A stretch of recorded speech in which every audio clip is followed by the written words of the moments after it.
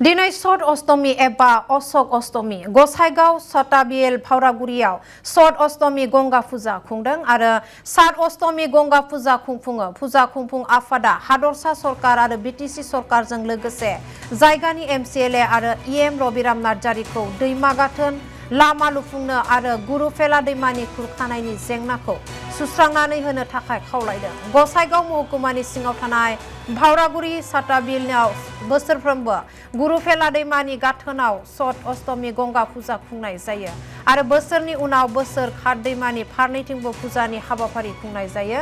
अशक अष्टमी गंगा फुजायाव फावरागुरि, गसाइगाव, बरुवापारा, सतबिल, सेजौरी, दांगैमारि, नतुनपारा, धौलाबारि, महेन्द्रपुर आरो गुबुन गुबुन जायगानिफ्राय रोजा रोजा सिबियारिफोरा गोथार दुगैनो फैयो आरो खात दैमानि फारनैथिंबो मोनसे इसोरखौ फुजिनाय बारहावा साग्लोबनायखौ नुनो मोननाय जायो।